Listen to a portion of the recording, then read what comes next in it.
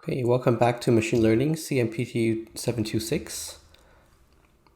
So last time we actually covered a lot of things. So we were in general talking about linear regression. In the theoretical side, we discussed matrix derivatives, and that made it much easier to optimize the least squares objective compared to taking all of the partial derivatives as we did in the lecture before. We introduced the concept of pseudo-inverse, which is basically the pseudo-inverse comes up in the solution to the least squares problem. And then we generalize the ordinary least squares problem into the multiple output linear regression. So that was a lot of theory, but we also went over a coding example where we generated synthetic data, and using that data, which is kind of noisy, we performed ordinary least squares to try to fit different polynomials to the data. So this was actually something not yet covered in the lecture slides, but we already looked at polynomial features and also model selection. So today we're going to continue looking at the coding example and then coming back to the slides for a more theoretical discussion again. Okay, so back to the code. So this is where we left off last time. So if you recall, we were training many different models. Each model is a different degree polynomial. So basically we went from 0th degree to 20th degree. The training loss is always going to be decreasing because when we have more parameters in the model will always be better able to minimize the training loss. However, that doesn't necessarily mean that the testing loss will be good because, as we have seen, the model can overfit to the data when there are too many parameters and not enough data points. So the test loss actually decreases initially, and then eventually it doesn't really keep on decreasing. It actually increases a little bit. So this was one sign of this was one sign of overfitting. We call the gap between the testing loss and the training loss the generalization gap. So that's the generalization gap. So it seems like, well, instead of picking the model based on the training loss, it would make sense to actually pick the model based on the testing loss. Actually, that's not a bad idea, but just a little detail here. So the testing loss is supposed to represent how well the model will perform when it sees new data that it has never seen before.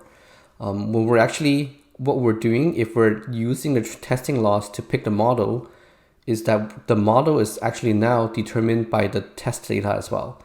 So if the test data is actually involved in eventually coming up with a model, then it's no longer the test. Then the data is no longer the test data, right?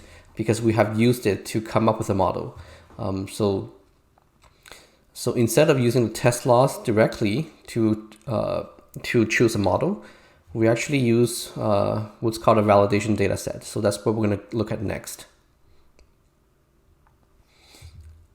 So the idea here is that we're going to divide our training data into two subsets. One of the subsets is called the training data. Actually, the training set.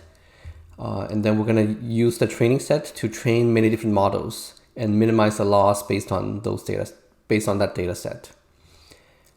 And then we're going to use what's called a validation set, which is the other subset of the data that we divided our original data into. And then that will be used for choosing the model. And then there's going to be yet more data that we never touch except for evaluating testing loss. So really, actually, the training data is divided into two subsets.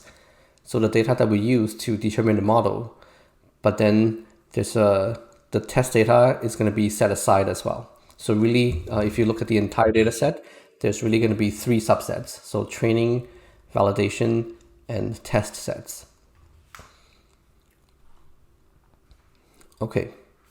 So a lot of times, if we have a lot of data points, we tend to use 80% of the data as training set, 10% of the data as validation set, and another 10% of the data as the test set. So now we can actually look at the training loss, validation loss, and testing loss as a function of the degree of the polynomial. So this is the graph seen here. We can see that the training loss in general is going to go down. So mathematically speaking, the training loss should actually keep going down, but when we get to very, very small losses, sometimes floating point errors creep in, and actually the training loss ends up increasing a little bit. For the validation loss, this is the loss curve that we're going to be using to choose our model. So the validation loss is actually decreasing until about maybe, I mean, it's pretty good at degree 2, and then it's sort of constant up to degree 7.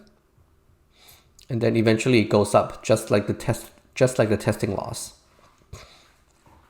So for model selection, we're not going to use a testing loss, we're going to use a validation loss. So that means that we're going to pick something like around here, right?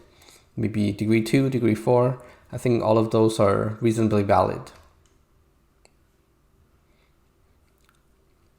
Okay. So now we're going to go back to the slides.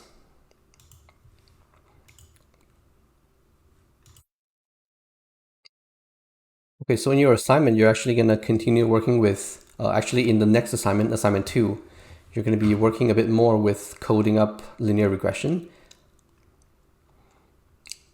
Okay, so in the coding example, we talked about polynomial features. So now we're going to generalize a little bit. So in general, sometimes even in linear regression, our model is not just W transpose X, but actually W transpose phi of X, where phi is just some function that we get to pick.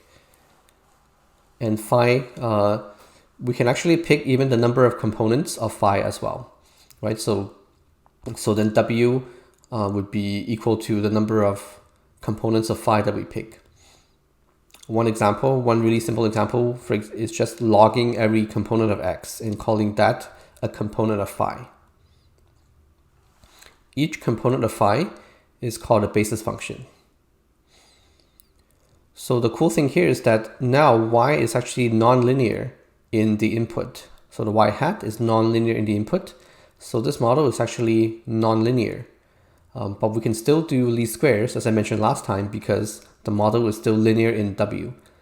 W is the unknown. So as long as the model is linear in the unknown, we can still determine W very easily, the same way that we did before. So polynomial features are basically just one example of feature. We could have this feature as well. In general, you can kind of think of any function you want and any number of functions you want that you can apply to the raw input.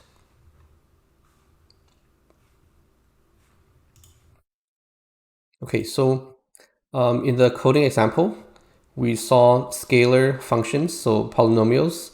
So polynomials of degree up to d, but then the input variable to the polynomial is actually a scalar.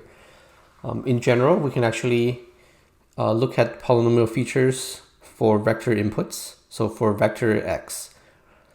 So this is what it looks like. So degree 1 is just going to have a 1.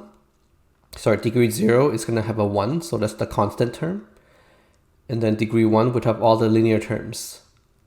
And then degree 2 would be all the terms such that the sum of the powers of the components of x add up to 2. So for example, you could have x1 squared, x1, x2. So x1 has a power of 1 and then x2 has a power of 2. Together they add up to a power of 2. So this is considered a degree 2 term as well.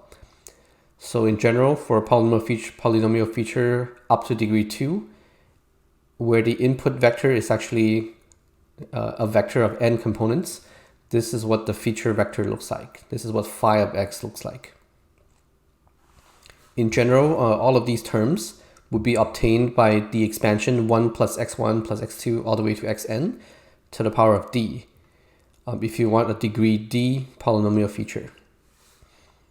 So for example, if d is 2 and you expand out this term, then you will see that all of these terms will appear in the expansion. we kind of ignore the coefficient because then, because the W here, while we're training, we're trying to determine W, right? So we don't really need to keep the coefficients in the features. Okay, so that's a bit of generalization of what we did in the coding example. So basically, we did two things, right? We talked about two things. First, we can actually choose functions other than polynomials. And second, in general, the input x may not be a scalar as we saw in the example. It could be a vector. And if we wanted polynomial features of vectors, this is what we do.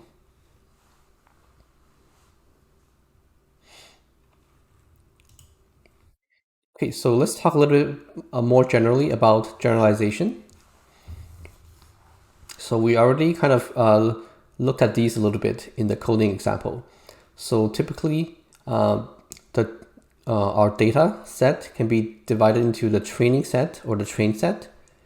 So this is the set of observations used for training and fitting the model. This is for determining the W after you have decided the form of the model.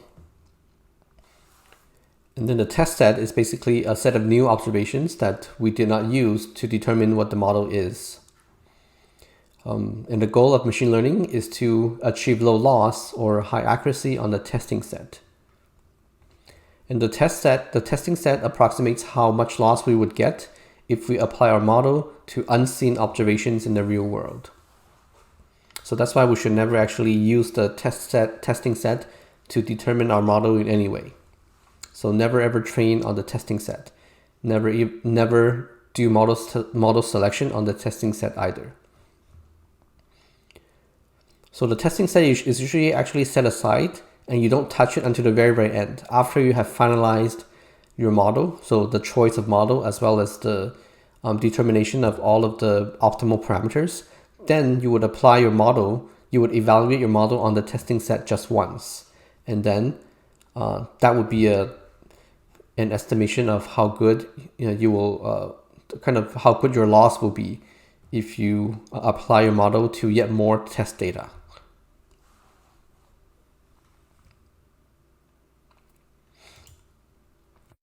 Okay, we talked about the different losses. So we have training loss, testing loss.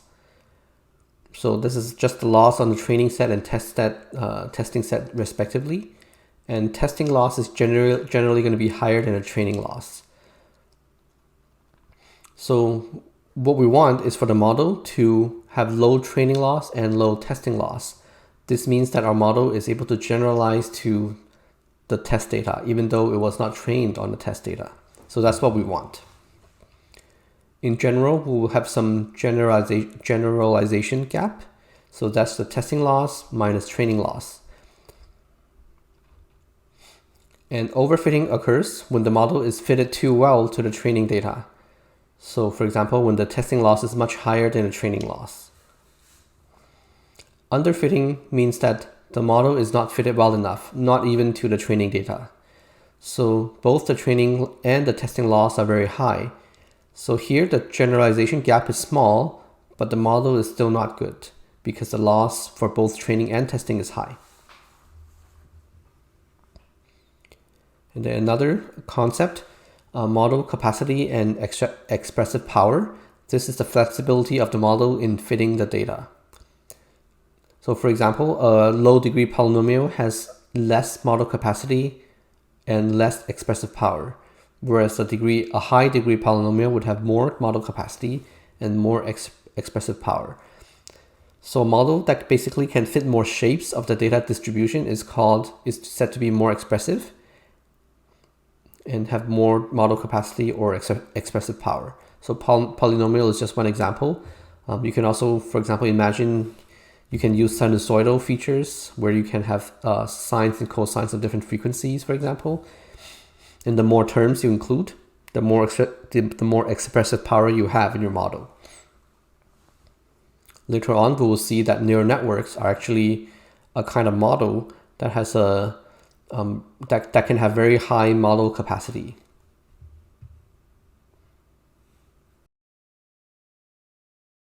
So here's a kind of a pictorial illustration of what we just discussed. Overfitting just right, and underfitting. So starting with underfitting, this is what it looks like. Our model is not even close to getting really good loss, even on the training data. This model, the model in the middle is just right.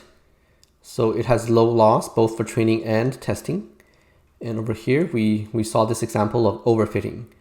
Really low training loss, but potentially very high testing loss. So how do we pick a model? We basically want to pick a model where somewhere in the middle. So here, I kind of made this graph a bit more generalized. So on the y-axis, we still have the loss, and the blue is the training loss, and the red is the testing loss. On the x-axis, in the coding example, we actually had the degree of the polynomial, but more generally, the horizontal axis actually represents the model capacity. So the more model capacity you have, the lower the training loss will be. But the testing loss may not decrease like the training loss does. In general, if the model capacity is too small, we get underfitting. When the model capacity is too large compared to the number of data points, then we have overfitting. And then somewhere around the middle is just right.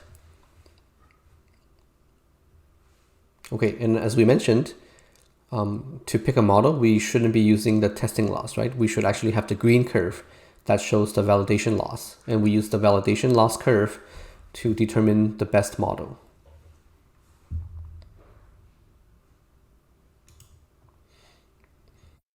So that brings us to hyperparameters and model selection. So the parameters, so before hyperparameters, the parameters of a model is basically W in our case, for the models that we have seen so far. Hyperparameters are things like the degree of the polynomial. So this is the model that you actually use to fit the data, not the parameters inside the model. So choosing the best hyperparameters is called model selection. So this should be done not using the testing loss, but instead we split the training set into a smaller training set and a validation set. And the validation set is not used for training. Validation set is used for determining the model. So for example, degree of polynomial. And the smaller training set is used to determine the parameters of each of those models.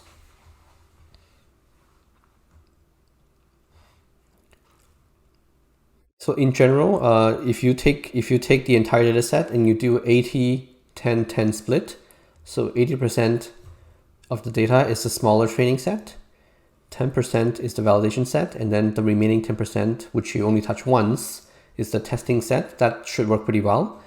But sometimes when you don't have much data, doing k-fold cross-validation is actually a pretty good idea. So basically, the idea is that we have our training data. This is the entire training data. Remember that we're still going to have more testing data set aside that we don't touch. And we divide it up into k parts. So normally, this is all we do. We train on the subsets 2 to k, so kind of like 80% of the overall data. And then we validate on one part of the data. However, the problem with this is that a lot of times the validation data is not very large. So it's actually maybe perhaps not an accurate estimation of how well your training data will generalize to new data. So this is kind of the benefit of the k-fold cross-validation. So what we do here is we do what we did, but then we're gonna do the same thing again, but now using a different part of the training data as the validation set. And we would do that k times. So for example, in the previous polynomial example, we would start with the degree 0 polynomial. We would train the model using the subsets 2 to k, compute validation loss on subset 1. Next, we take the same 0th degree polynomial and we train on the first part and then 3 to k, and then we validate on the second subset. And we keep on doing this, and we do this k times. So then we would obtain k different validation losses. We would average all of those validation losses to get a single average validation loss for the 0th degree polynomial model. And then we repeat this for the degree 1 polynomial. So for the degree 1 polynomial, we again obtain k different validation losses by setting aside a different part of the data as the validation set. And then we average all of those validation losses for the degree 1 model as well. So we keep on doing this, let's say up to degree 20, and then we use all of these validation losses, all of these average validation losses to determine what's the best model. So this way, basically, we have a much better, we have a much more accurate validation loss rather than just kind of computing the validation loss on one subset of the data. So this technique, k-fold cross-validation, this is the most useful when the number of data points is not very much. So actually, this happens more often than you think. For things like images or anything that you can get on the internet, like anything on social media, for example, you may be able to get a large amount of data. But sometimes in other applications, such as medical applications or agricultural applications, where there's not really widely available large data sets, k-fold cross-validation can be a very good technique for choosing a model.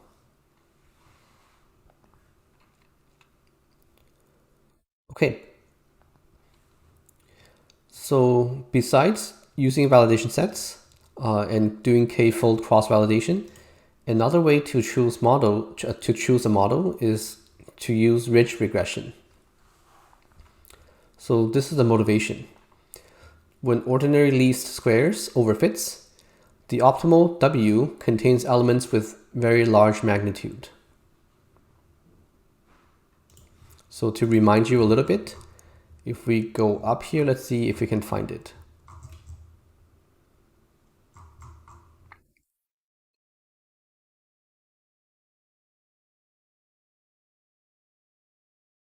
So this is where, so over here, if you recall, we were looking at the degree 20 polynomial model and the degree 5 polynomial model. And what we were kind of computing was the maximum value of all the weights in these models.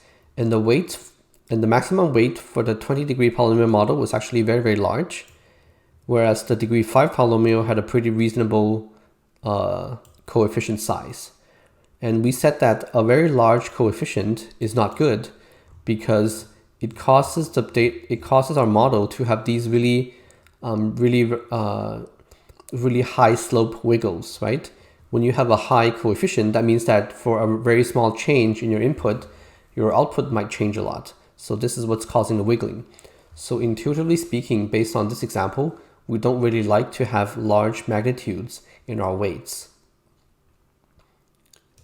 So ridge regression is basically looking at that and then try to penalize weights with large magnitude. So we're going to start with the ordinary least squares loss. So this is basically yi minus w transpose xi squared for every data point, and then add all of the data points up. For ridge regression, we're going to add a term to this loss. We're going to add lambda times w, the 2 norm squared of w. In vector form, it looks like the 2 norm squared of y minus xw plus lambda times the 2 norm squared of w. And lambda, which is positive, is a hyperparameter that we get to choose. So again, we need to perhaps choose many different values of lambda, and then we'll get a bunch of different models, and then hopefully we'll be able to pick a model based on all of those models. Okay, so the idea here is that sometimes in order to make this part of the loss very small, W needs to be very large. However, with ridge regression, if we pick a W with large components, then the second term of the loss will be very high, so that overall this entire expression is very high. So what this loss function is saying is that we should pick W such that we can fit the training data well. So the training loss should be small, but the magnitude of the components of W should also not be too large. And the relative importance is basically specified by the hyperparameter lambda.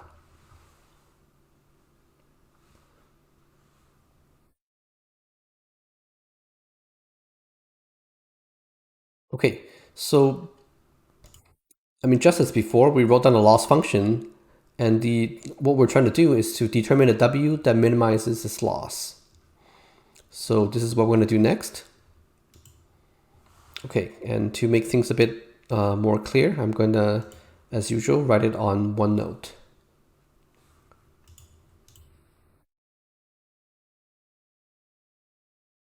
Okay. So let's start with our loss function. So this is the 2 norm of the stacked output data minus x, which is a stacked input data w. So 2 norm squared. So this used to be the ordinary least squares loss function, but now we're going to add a lambda, which is a positive number, times w, the 2 norm of w squared. Okay. So similarly, we're going to first expand this expression out, and then we're going to be using matrix derivatives to take the gradient. So a lot of this is actually repeated from before, but it's good review. So hopefully when you watch me do it this time, you can predict a lot of what I'm going to write. Okay, so this part is the new part.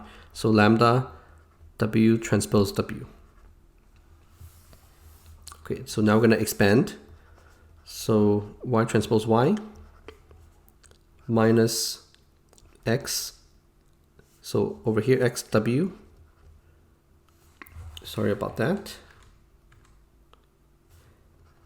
And then we have a y transpose over here on the left. So y transpose xw, and then minus the other cross term from here, w transpose x transpose y, and then finally plus, okay, transposing the left side first, w transpose x transpose w w.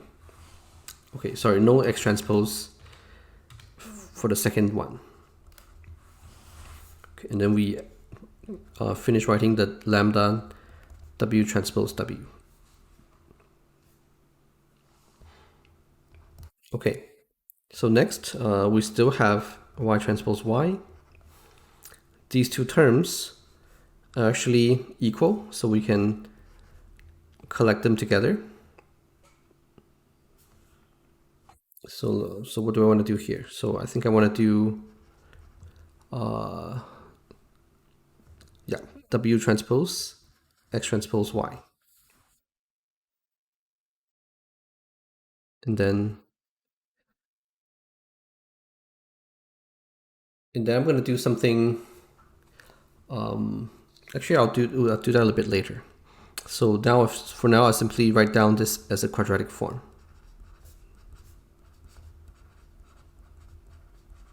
Okay, so now we're ready to take the gradient of this expression term by term. So the gradient is still going to be a function of w. So the first term is 0, does not depend on w. The second term is the inner product between w and x transpose y. So we have seen before that this gradient would simply just be 2y transpose x. Okay, so actually that would be the other convention, so x transpose y here. So for our course, the gradients are always going to be column vectors. Next, we have a quadratic form. The middle matrix is already symmetric, so we can simply have a 2 x transpose x and then w. And finally, the last term is actually another quadratic form. So this is going to be 2 lambda w. Okay, so for this step, I guess basically if we take the gradient of w transpose w, it's actually the same as w transpose I w. I can put an identity in the middle. So using our previous identity, we know that this is equal to 2I w, right? So identity is already symmetric. So then we can simply have a 2 here. So then 2I w, well, we don't have to really keep writing the I, do we? So that's just going to be 2w, right? So that's why this term is 2 lambda w. Okay, so next we're going to set the gradient to 0. So 0 equals minus 2x transpose y. Everything here is known. Plus, now collecting the like terms. We have 2x transpose x, and then inside the bracket we have a lambda. So actually it would be incorrect to simply write this because over here x transpose x is actually a matrix, but then lambda is a scalar, right? So the easy fix here is to write an I here because we could have written an I over here before. Okay, but I'm not gonna add that in, right? So we can look on the right side over here. So now we would like to determine w based on this equation. So the 2 goes away, and we have x transpose x plus I lambda w equals to x transpose y. So hopefully this looks a little bit familiar, except that the I lambda here, yeah, maybe it's better to write lambda I actually. Let me fix that.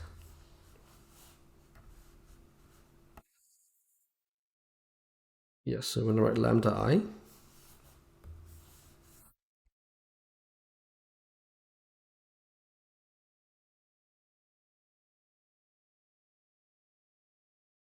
Okay, so now w will just be the inverse.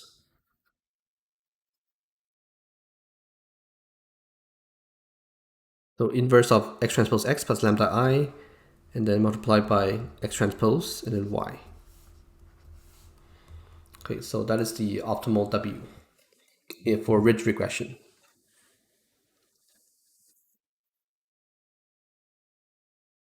So coming back to the slides. So again, we wrote down our loss function in matrix vector form. After expanding it, the only difference is going to be this lambda w transpose w term for the loss function when we expanded it out. And then we took the gradient of this loss function and set it to 0. Again, everything is the same because the first part is exactly the same as ordinary least squares. The second part, we just have to take the gradient of lambda w transpose w. So that gives us lambda I plus I transpose w. Again, this is the original identity for quadratic forms. But because identity matrix is actually symmetric, we can simply have 2 lambda I w for the last term of the gradient here. We can now collect like terms. So combining the last two terms, we have 2, and then inside a bracket, x transpose x plus lambda I. Again, only the red part is different compared to ordinary least squares. And eventually we get w equals x transpose x plus lambda I, all of that inverse, and then x transpose x, and then x transpose y. So this w is a critical point of this loss function L. If we can further show that the loss function is convex, then we know that this critical point must be a global minimum of the loss function L. So we're going to do that a bit later. Okay, well, later meaning now. Okay, so now how do we show that the function is convex? We're going to do the same thing again as before. We're just going to take the Jacobian of the gradient. So let's do it in one note again.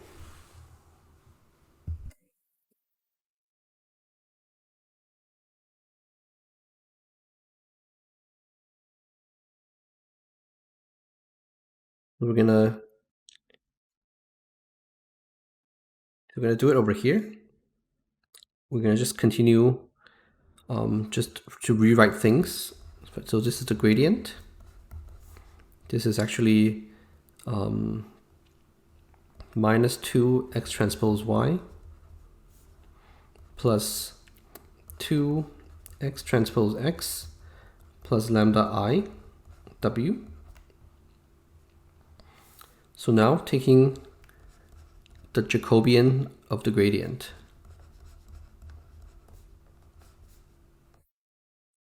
And then still going to be a function of w, of course. Okay, we do it term by term. The first term actually doesn't depend on w, so that gives us the zero matrix plus 2. So here we have a term that is linear in w. So all we get is actually the thing in front transpose. Okay, but of course the transpose doesn't do anything. So it's simply going to be 2 x transpose x, which is symmetric. That's why the transpose outside doesn't do anything, plus lambda I. Okay, again, transposes doesn't do anything. So it turns out that this matrix is always positive definite. Because this matrix is actually positive definite, the previous L loss function is convex. So the W here is indeed a global minimum. So then how do we know that? This matrix is actually positive definite? Actually, we can do it two ways, as I mentioned, right? So let's continue down here. So showing x transpose x plus lambda I is positive definite. Remember, when we show something is positive definite, there are two options. One, we can always construct quadratic form, and then showing that that quadratic form is always strictly greater than 0, unless the vector itself is 0. The second option is to look at the eigenvalues.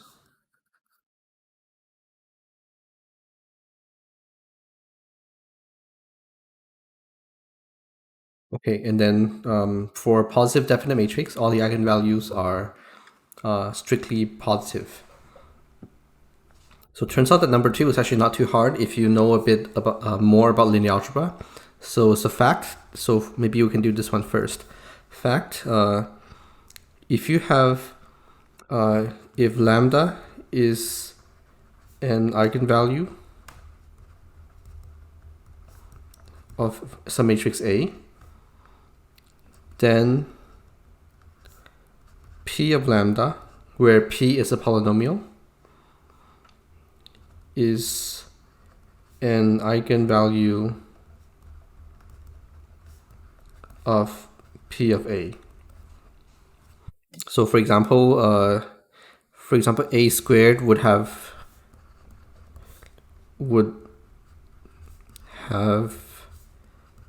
eigenvalue of lambda squared. That's just as an example. And in our case, so in our case,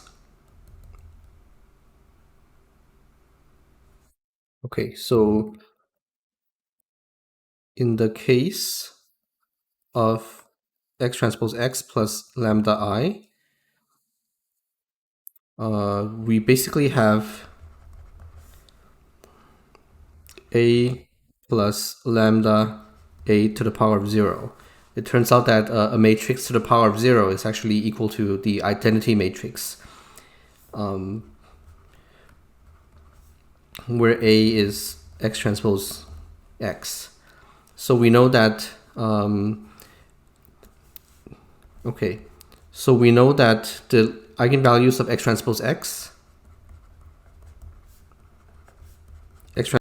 must be greater than or equal to 0, because we have shown that before. We know that x transpose x is positive semi-definite. And then eigenvalues of lambda I are lambda.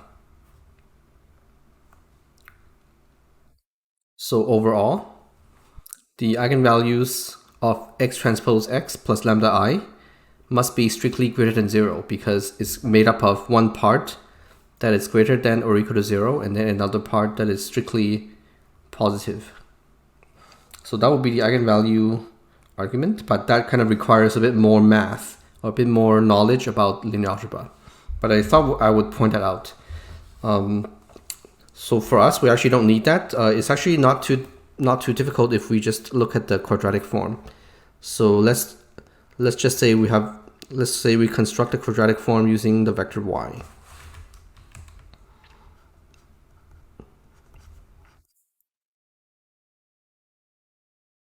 Okay, should be a transpose here. So consider this part. So consider the quadratic form.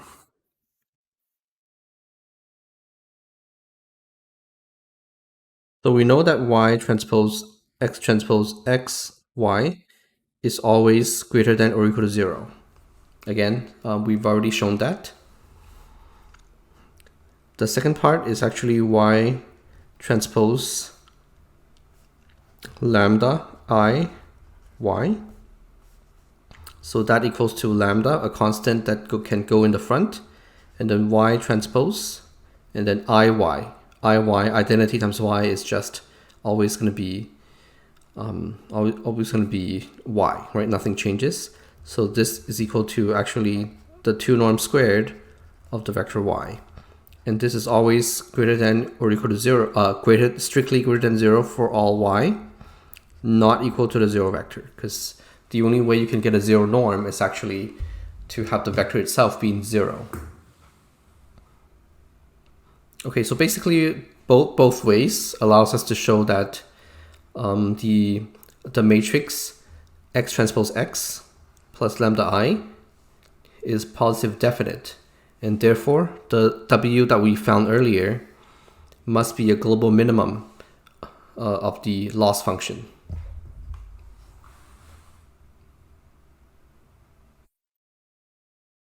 Okay, so that's what we had, and then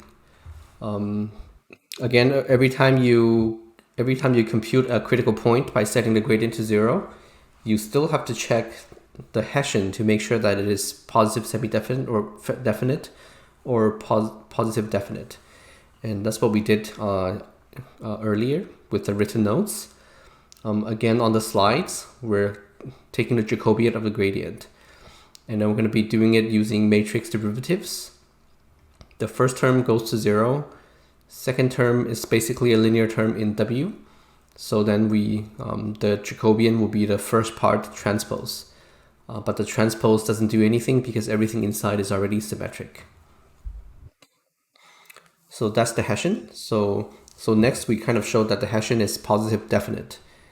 So on the slides, we're doing it the second way. We basically construct a quadratic form and noting that the first part, which can be written as the inner product, is always non-negative.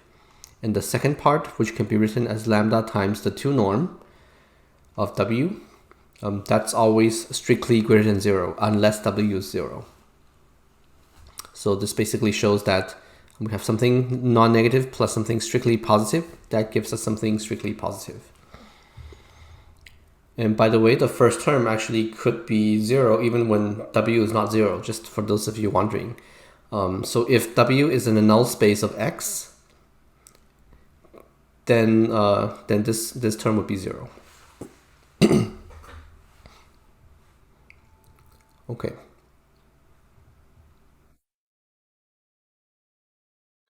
So actually in this case, the function is strictly convex, not just convex, right? So there's going to be a unique global minimum. And this unique global minimum is actually given by the formula that we just derived. And this will always, and because x transpose x plus lambda I is positive definite, its inverse always exists. So we can always compute W star this way, regardless of whether x transpose x is full rank or not.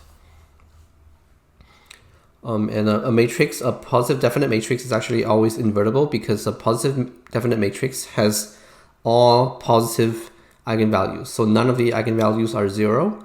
So if you just recall, kind of the computing the inverse using eigen decomposition, we can always write down A equals U transpose, U. Okay, how do I, it's PowerPoint, so I guess I have to erase. I wasn't too sure how to erase. Okay, anyway, U lambda U inverse. If lambda has if the elements of lambda, well, lambda is a diagonal matrix, so if the element of lambda is always positive, then we can always take the inverse of this entire expression by inverting the elements of lambda. So that's why a positive definite matrix is always invertible.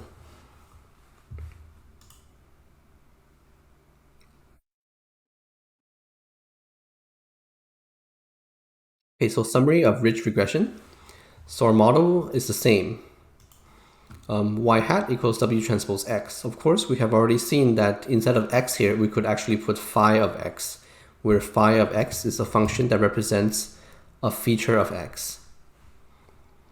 The parameters or the unknowns that we're looking for are W, the components of W.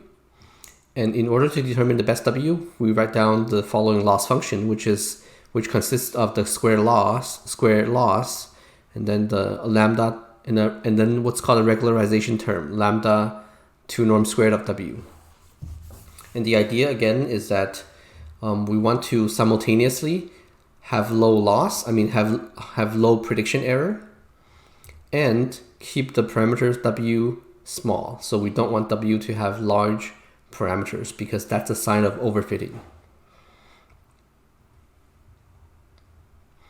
Okay, and the optimal parameters can be obtained by an expression very similar to the ordinary least squares case, except that we have a plus lambda I here. So X transpose X plus lambda I inverse, which always exists, times X transpose Y.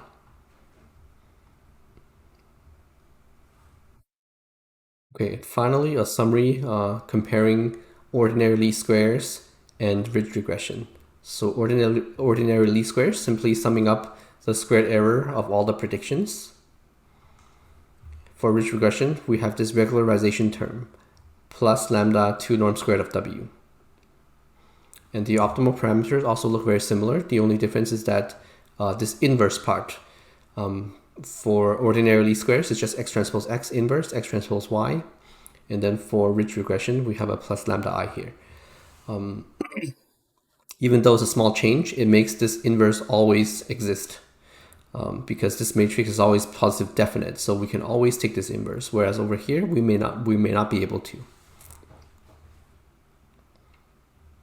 So that is actually all for ordinary least squares and ridge regression, which is part of the linear regression part of the course. And this is a good place to stop. So next time we're actually gonna start a new chapter. We're gonna be reviewing probability and then revisiting linear regression from the perspective of probability. So see you guys next time.